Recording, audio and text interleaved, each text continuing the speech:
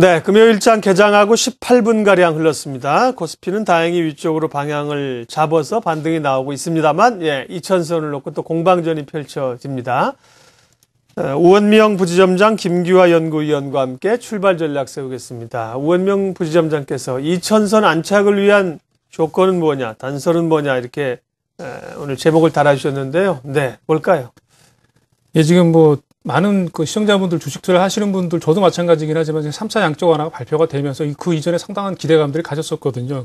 논리는 간단합니다. 그러니까 3차 양적 완화를 통해서 막대한 유동성이 공급이 되고, 그러면은 역시 달러와 약세로 갈 가능성이 상당히 커진다. 그렇기 때문에 달러 약세와 상반되는 위험 자산을 선호하는 심리가 강해질 것이다. 그렇기 때문에 실제로 위험 자산의 대표적인 원자재나 주가 흐름이 상당히 상승폭이 커질 것이다. 이런 기대감들을 갖고 사실은 출발했었는데요. 근데 실제로 보시면은 그런 기대치가 상당 부분 좀 만족시키지 못하는 그런 시장 흐름들이 연출이 되고 있습니다. 실제로는 최근에 어떤 유로화나 엔화 공급이 또 확대가 됐죠. 그러다 보니까 이제 달러와 약세에 대한 기대감이 상당히 많이 반감이 된 상황입니다. 그러다 보니까 시장 원자재나 주가 상승도 상당히 제한되는 흐름들을 보여주고 있는데요.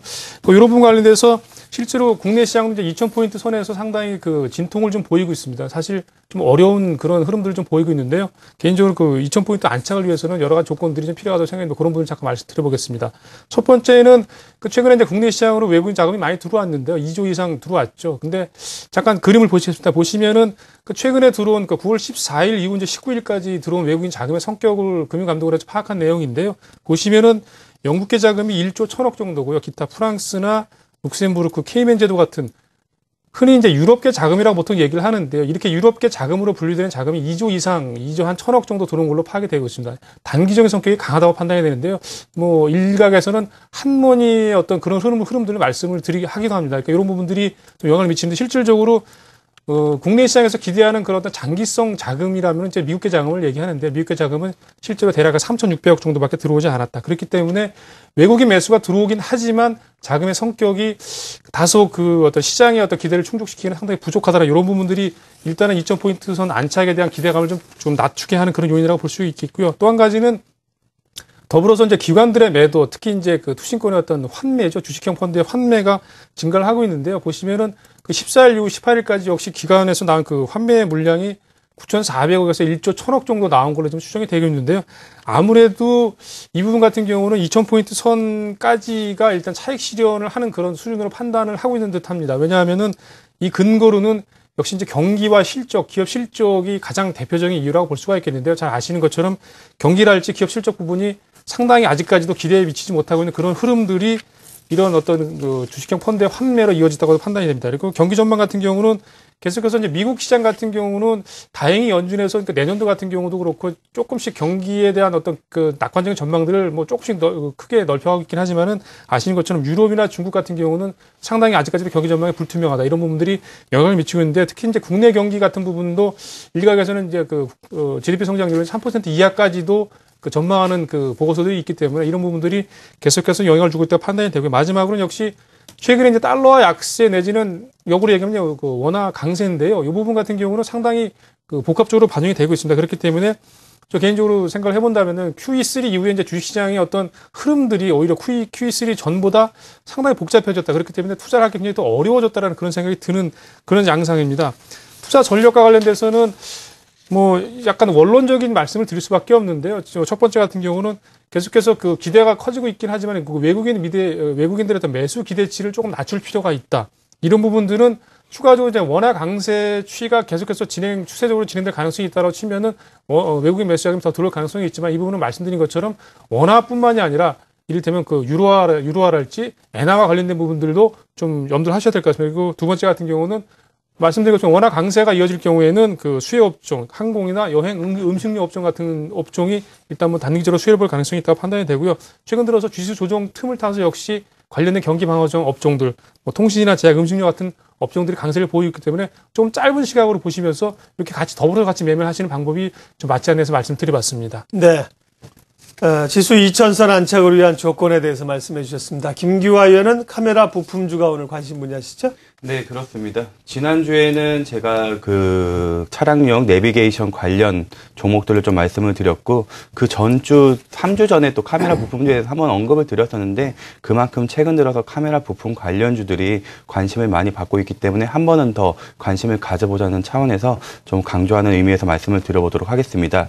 올해 하반기 카메라 부품 업체에 관심이 좀 집중이 되고 있는 그런 상황인데요. 일단 신규 상장 기업으로 보시면은 7곳 중에 3곳이 올해 이제 카메라 부품 업체들이 상장을 했습니다. 그 중에는 나노스라는 기업이 있고요. 이 기업은 IR 필터와 카메라 모듈을 생산하는 업체고, 그리고 차량용 카메라 모듈 국내 1위 업체인 MC넥스라는 종목도 있었습니다. 그리고 마지막으로 이제 휴대폰 및 차량용 카메라 렌즈를 제조하는 디지털 옵틱이라는 그런 회사가 있었었는데, 이런 다들 아시다시피 신규 상장주들 최근 들어서 이제 그렇게 성적이 썩 좋지는 않았는데, 7회사 중에 3곳이 카메라 부품 회사였다. 이런 것들을 보실 때는 카메라 부품 관련된 업종이 그만큼 매출이 늘어나고 있고 회사들이 그만큼 좋아지고 있다. 이런 것들을 좀 반증을 하는 것이 아닐까, 이렇게 좀 말씀을 드려보고 싶고요.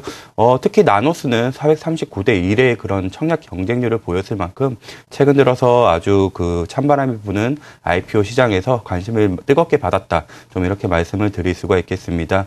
그리고 뭐 아시다시피 최근 들어서 스마트폰 다들 쓰실 텐데, 이 스마트폰에 계속해서 카메라폰 화소가 계속해서 고화소로 이제 늘어나고 있다, 증가하고 있다, 이렇게 좀 말씀을 드릴 수가 있겠고, 그리고 자동차에도 전방 또는 후방에 카메라들이 이제 장착되는 수가 하나둘 늘어나고 있습니다. 이러한 점들 본다면은 앞으로도 매출 계속해서 급증할 수 있다, 이렇게 좀 보여지고 있고, 스마트폰은 뭐 다들 좀 잘 아시다시피 최근 들어서는 800만 화소, 그리고 LG 옵티머스 G는 1300만 화소를 채택을 하고 있습니다. 따라서 이러한 것들에 대해서 조금 긍정적으로 이제 보자, 이런 시각으로 좀 말씀을 드릴 수가 있겠고, 그리고 이 차량용 카메라 시장이 가장 이제 관심을 가지셔야 될 것 같은데, 규모에서는 휴대폰 카메라 모듈 시장이 크지만은 성장성에 있어서는 차량용 카메라 모듈 시장이 훨씬 큽니다. 휴대폰용 카메라는 연평균 9.5% 성장 전망에 있지만은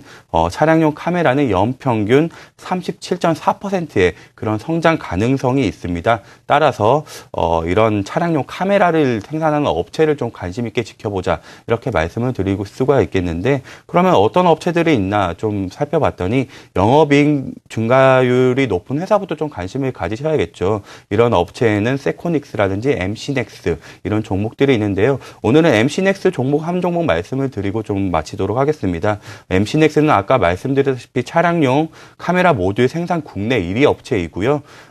차량용 제품 매출이 올해 500억 원에서 내년에는 900억 원으로 증가가 예상이 되고 있습니다.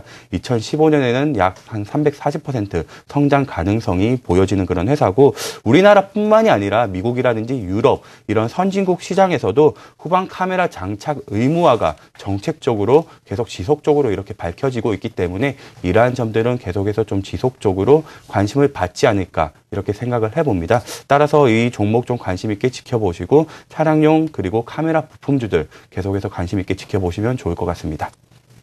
네, 오늘 출발 전략 유진투자증권 잠실지점 우원명 부지점장, IBK투자증권 목동지점 김규화 연구위원 두 분 함께 말씀드렸습니다. 고맙습니다.